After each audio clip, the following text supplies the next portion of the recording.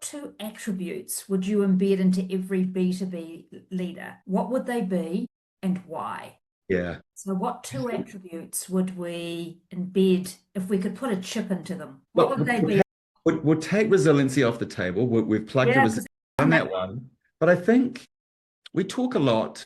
So just to take a quick step back, when we came up with the idea of flux, we were looking into the market of going, what do B2B companies need this year? This is December, January.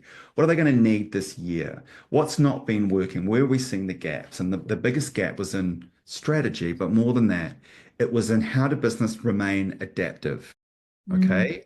Let's think about what that means. That means being in tune and aware and open to what's going on around you and then adapting quickly. So we talk a lot about adaptive strategy, but actually it's about being adaptive. So that's definitely the number one attribute we see inside businesses. Not dying in a ditch over a strategy or an idea, but being open to adapting with what's going on in the market and what is needed for you to be successful, for your strategy to either play out as true or false, and then for you to make changes. That is very easy to say, but when you're running a 5, $10 million company, you feel like you have to follow this set playbook and you feel like you have to follow the plan that you set. And that's not the reality of where we play today. The first one was about being adaptive. The second, the second is, I would say, what we call actionable leadership. So, you talked about before about being fast and momentum. That's, I think, pace inside B2B businesses right now is probably one of the most important pieces. You need to be able to operate at pace. That requires leadership that is very action orientated. So at Flux, we have a bias for action. Whenever we come up with plans and thinking, it's very biased in actual outcomes and action. So we often see leaders who are hugely collaborative. And look, again, I'd point at myself here. I am a very collaborative leader at IBM, operating in the matrix. We'd have a meeting about a meeting to come together and begin to form ideas. But how do you make that actionable? And so now we're saying, to B2B leaders, think about what actionable leadership looks like inside your business. How does every meeting end in an action and an outcome that can be moved forward, even if it's to reconvene, not just talk?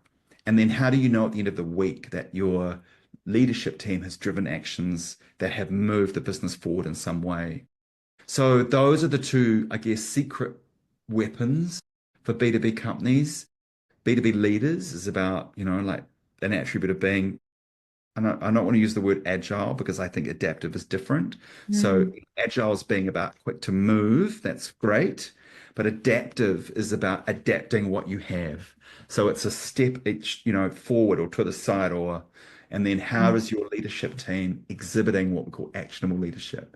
What does that look like? And I think what we're seeing now is just the rise of, I don't know, gig economy, fractional leaders means that you can get people inside your business who are very action orientated, and they often will skills transfer and show, existing leadership teams the different ways to work. And that can be a really nice way of powering that up. I know that's kind of off the topic, but we're seeing that resonate when we place these, who what we call our actionable leaders inside companies who then model and, skills transfer to that team or what it can look like. And that can be really helpful. Because how do you know? Like, how do you give, if you're listening to this and you're going, great, how do you bring that to life? So often we need help, other ideas, people talk conversations, etc. So I hope that this does help spark that. Yeah, and I really hear you when you talk about pace, actions, resilience, adaptability.